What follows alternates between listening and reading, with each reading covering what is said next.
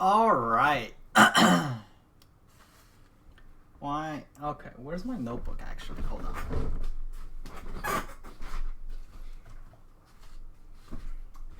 Alrighty. Alright. I don't know why, but I'm excited today. Okay, let's. Where were we yesterday?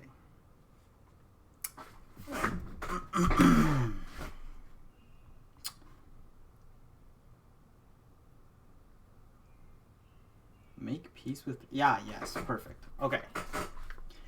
Your pleasures are. Did I. Pleasures? I think I misspelled pleasures. I don't know, it looks kind of weird. Anyways, are largely dependent on your circuits and much less on the inherent qualifier.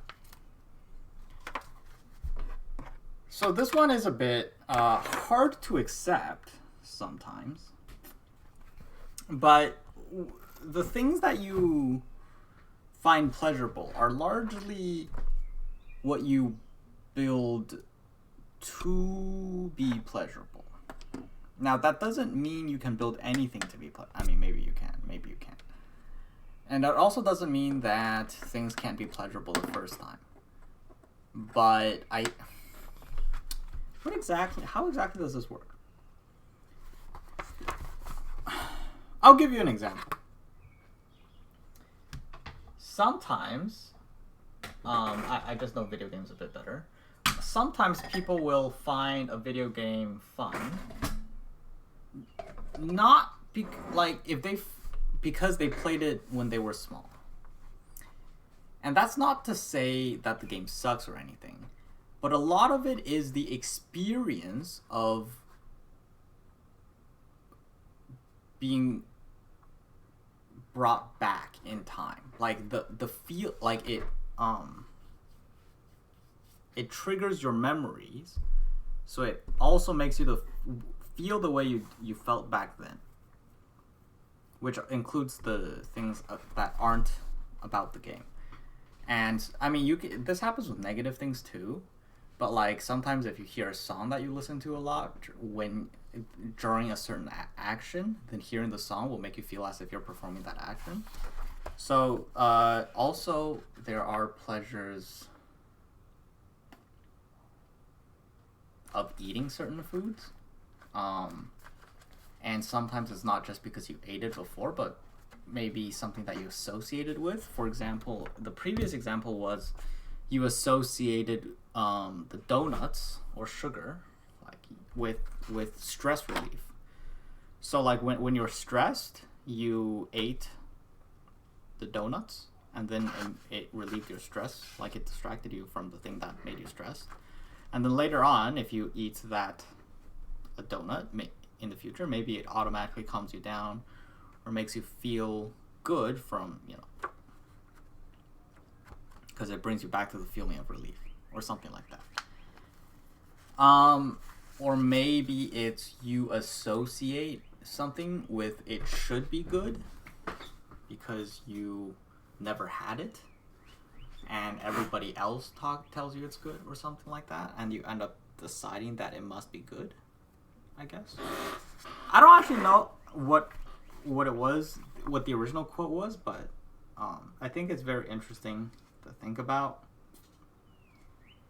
That's not to say that you should throw away your circuits, but the main thing is maybe you should understand that some of the things you find pleasurable can be replaced with other things that you build to feel pleasurable, things that are maybe a bit healthier. I guess is mostly about bad versus good habits. Things that are comfortable are more because of how habitual they are and how used to doing it you are, rather than how comfortable the activity inherently is. Maybe not for all activities, but... So, the point is that some things that you're comfortable with doing you might have to put an effort to consciously change. Okay. actually go back and do something you forgot to help you remember next time. Okay, so this one is, so like if let's say you walk into your room and then you notice that you forgot to close the door before you left.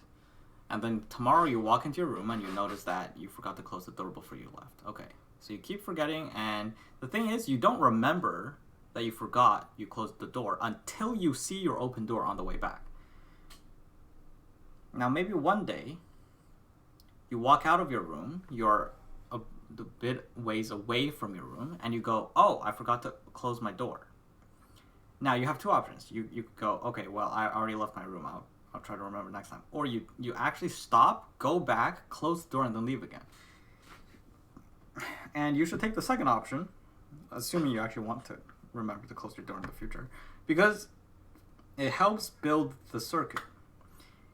And you have to do it once.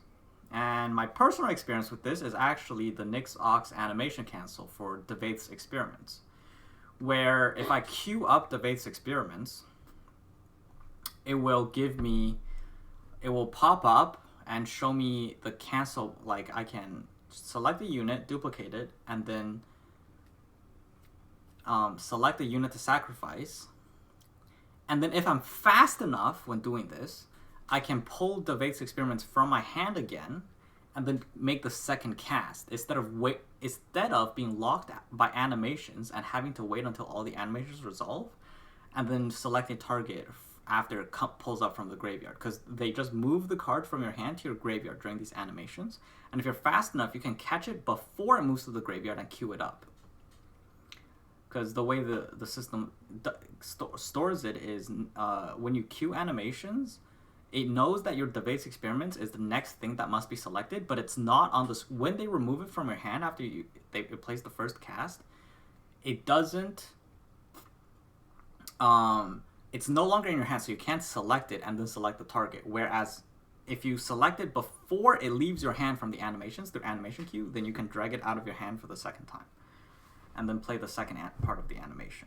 So, and every single time I did the animation, I'm like, I can try pulling it from my hand for the second cast, but every single time, because I only have like a second or two window, and if I'm not on the lookout for it, I'm not gonna catch it. So every single time, I'm like, I gotta remember it. And after the first time I did it, I caught it.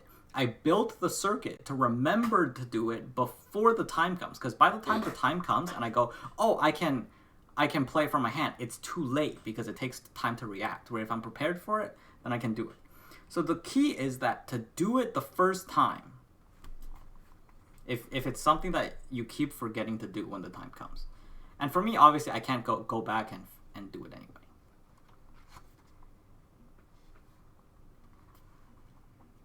Now, it doesn't mean that once you do it once, you'll remember every time. But that first time helps so much in remembering in the future. Okay.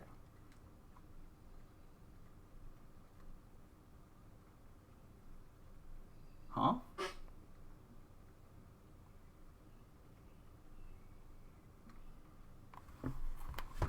Okay. So this one is about the psychology of change.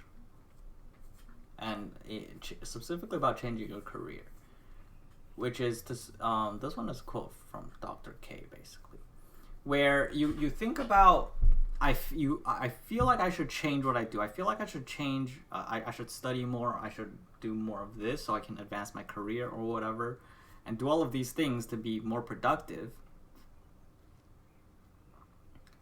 But I never have the activation energy to actually get up and start changing.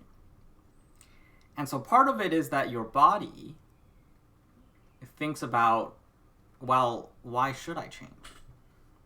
Because there is a comparison, right? It's like, is not changing really that bad? Where if right now maybe I go to work 8 hours a day and then I come home and I play video games for maybe 4 hours a day.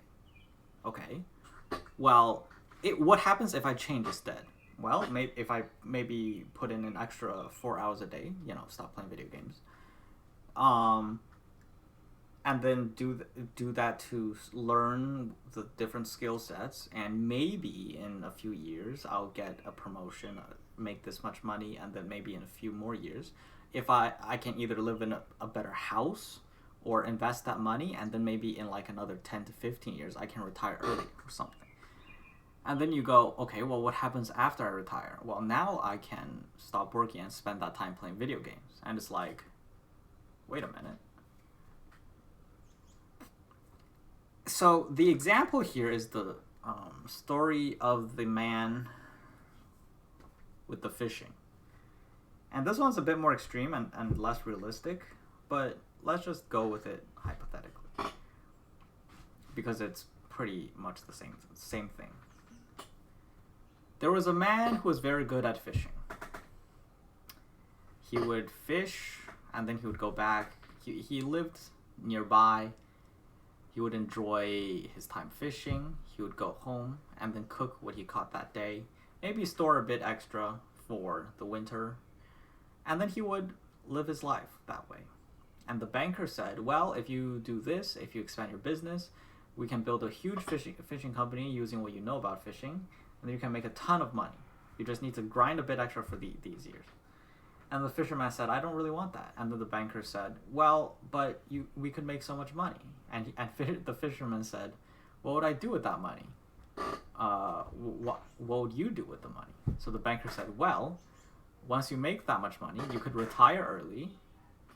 And then the fisherman said, well, what would you do if you retire early? And the banker said, well, you could go live in the country, spend your time with your family, and fish on your free time. And the fisherman said, but I already do that. Or something like that. It's kind of the same idea. So it's like, if you feel that you should change, you're not going to change unless you are convinced from top to bottom that change is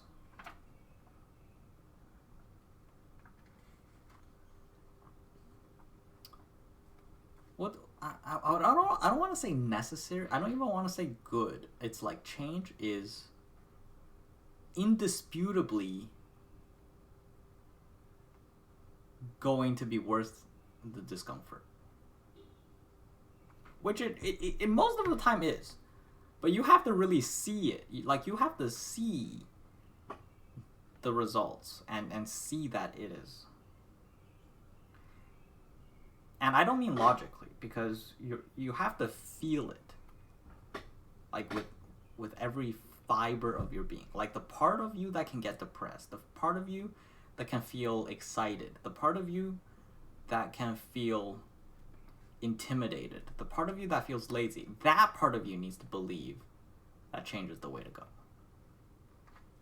Not the logical part.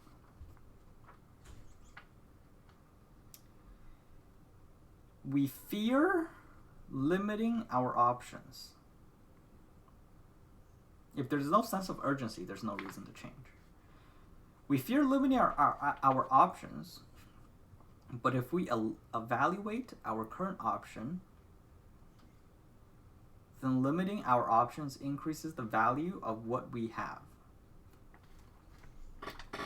Okay.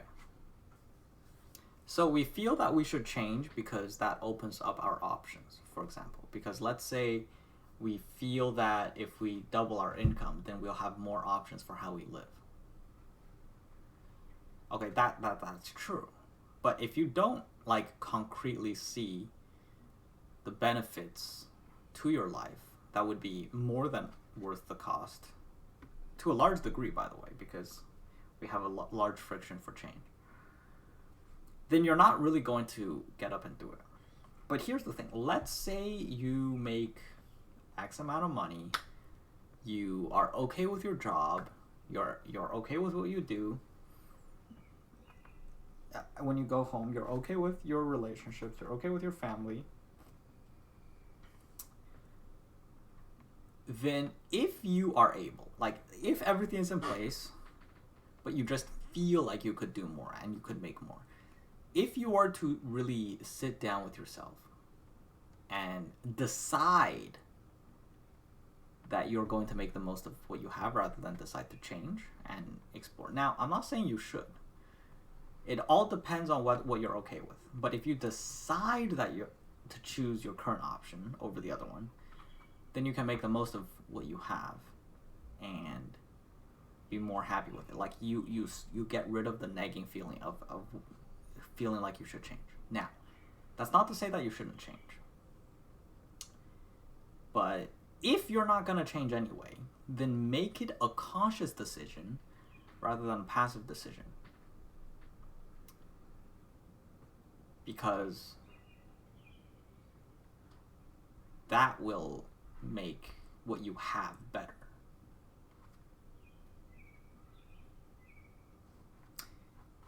Okay.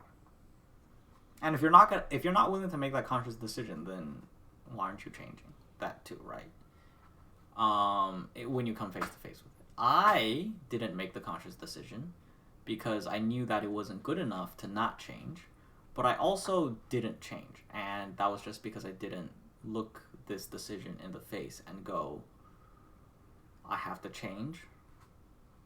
Whereas instead I just passively decided not to change when change was necessary.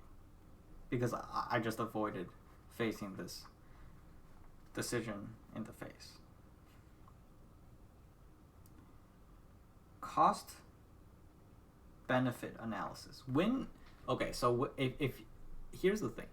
I'm not telling you to list a pros and cons list of change versus staying the same. That is ridiculous. But your brain does. Like your brain naturally looks at the costs and benefits of your two options, like subconsciously, not explicitly. And here's the thing. New costs to pay are much heavier on the scale than old costs. They can cost the same amount of effort, but if it's old and a cost you're already paying, it's a much lighter than a new cost, which can include learning about something so that you stop paying someone else to do it for you, for example. New costs are much heavier. Your brain hates new costs. Okay.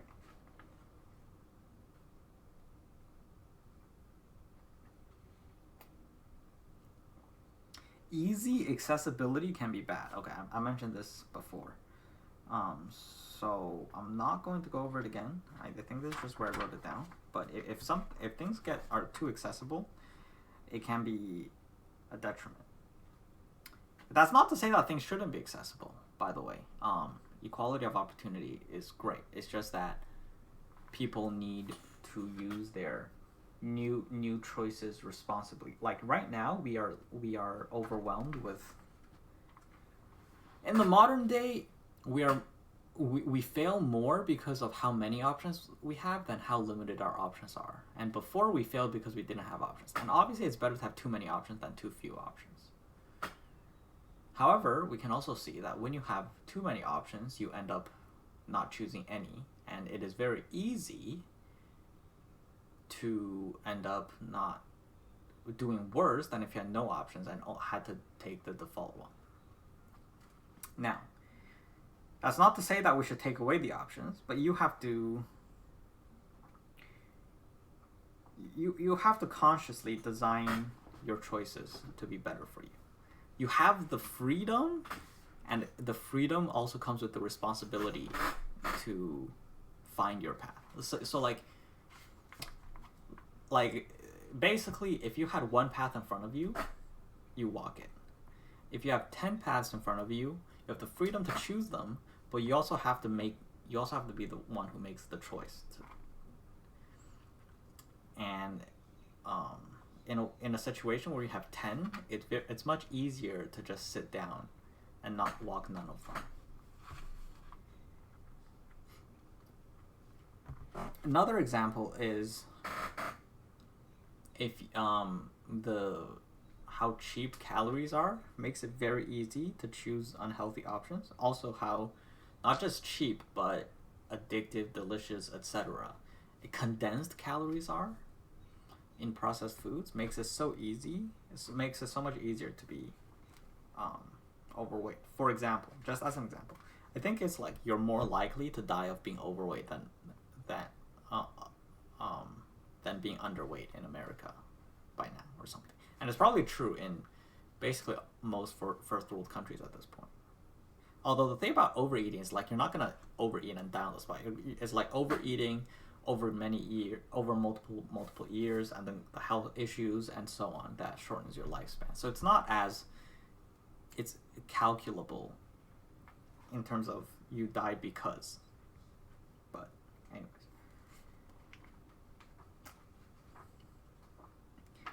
On average, across many variables, any given sample will have a non-average result. Oh my god. Okay, here's the thing. On average, any given sample will have a non-average result if there are enough variables. Okay, here's the thing. Let's say, I'll use a person as an example because this is what made me get up from my bed to write this down. I was thinking about myself. And I was thinking, I feel completely average in many ways. So like I'm average in, say, height. You know, it's like, let's say, okay, I'll just use numbers because it's easier. Like, let's say height, weight. Okay, this one isn't me because these numbers aren't me, but just hypothetically. We'll take a randomly generated person. And there's variables like, you know, height, weight, income, comedic nature, I guess, location, etc. It's like, I guess, like charisma, diligence, initiative, energy, weightlifting, like, you know, all of these variables, right? And you can say, you can generate someone over and over again, generate a random person, and every single one of these variables are going to have an average value, but on average, the randomly generated person isn't going to be average on all of these, right? It's like they're going to be here all over the distribution on every single one, but it's like the average person is going to be an outlier on certain attributes because that's just how probabilities work. So what does that mean? Well, I don't know.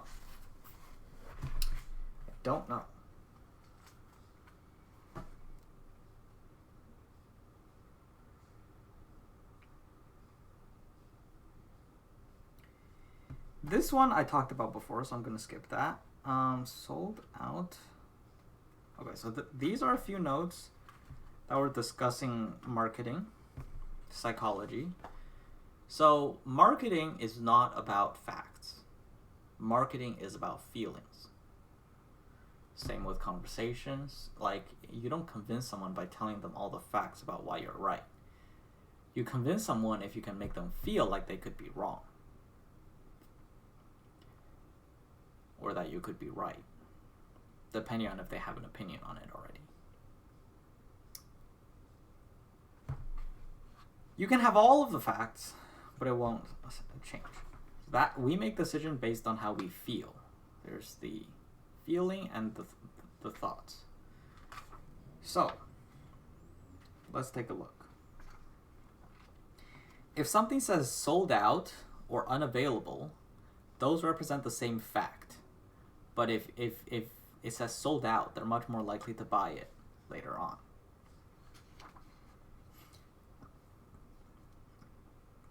If you say 50% off or $60 off on a $120 object, people are more likely to buy on the $60 off because it's a larger number. If you have 50% off versus $25 off on a $50 item, people are going to be more likely to buy if it says 50% off because it's a larger number.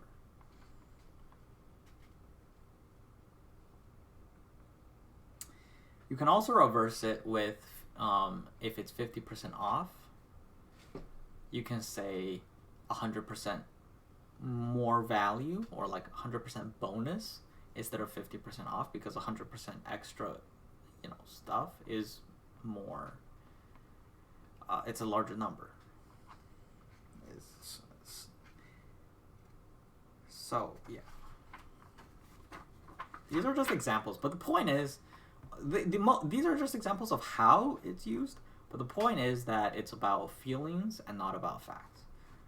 And you just have to try. Sometimes different variables will play out differently in different mediums. For example, they say that if you go to a bar and you see the most expensive drink first, you're more likely to buy something cheaper, because like you go down and you go, or a restaurant, because you go down and you find something that's more in line with you, and you go, yeah, okay, I don't have to spend that much. Whereas if you reversed it, and you see the cheapest option first, you're going to be a bit more psychologically. You start low and you're like, oh, that's so much. Whereas if you start high and go low, you go, okay, that's more affordable. And it doesn't work the same in online shopping, because if you see the most on your personal website, if you see the most expensive thing first, you're more likely to get off the website, for example, because you go, okay, this product is outside my price range. So you have to test. More about advertising. Lower the reading age. The simpler it is, the shorter the sentences, the more effective it will be. Not because you want to treat your customers as stupid, but just because the less their brain has to process the information, the more easily the information will enter their brain. I'll give you a simple example. Let's say you have a filter. Like, you have a filter and you can put things in the filter, and then like a sauce in the filter, and then it's gonna filter out the large objects. So like the more liquid parts or the smaller parts will drip through the filter. The more watery and the smaller the chunks in your sauce, the faster it's gonna drip, and the easier it's gonna drip. So if you put water in it, it's gonna fall through right away, and they're gonna get all the water. If you put in like tomato sauce, it's gonna drip very slowly. So point is, the difficulty, the reading level of the words is like making your chunks bigger or smaller, or like more or less viscous, fluid, thickness. So the lower the reading level, the easier it gets into their brain. It doesn't mean they're stupid. Also, I think they said the target reading level was grade 3, and I tried writing things into it, and I could not get it that low. It was very difficult to get it to grade 3. And if you want to know what I tried it for, it was the journal, the written form of this journal. Originally speaking, and this was not because I wanted to get this information into anybody's brain. It was an exercise. The reason I started the journal in the first place was to exercise putting my thoughts into words and also making it more memorable for me. So in the future, I'm going to be able to remember what it is that I said better. It's also an exercise in processing my thoughts, so that I have to actively think about how I say what I say and how I communicate. So that's basically why I did it, which is why if I were able to make it simpler, that means that I understand it better. Like, that exercise makes it easier. It makes me remember it better, makes me process the information more, because it's difficult. Another quote, I don't remember who it was, but it's like, if I had more time, I would have written it shorter, or like I would have written less words. I would have made it simpler. So it is difficult to make things simple, and that was why I did it. It wasn't because I was marketing or anything, or trying to get the information through, just so we're clear. But, so I tried it, and it's very difficult. It is very difficult to simplify things to a grade 3 level, but that is a very powerful tool in marketing. Alex Hormozi mentioned it first. Well, he didn't mention it first. Out of the 3 or 4 times I heard it mentioned, he was the first one who I heard. I first heard him say it. And actually maybe when I wrote these notes, I think it might be the person who wrote the book that Alex Hormozi quoted when he mentioned it. I wonder. I have no idea. Anyways, last one. No. I'll mention this tomorrow. But the next notes are still about marketing. And then we have more. Okay.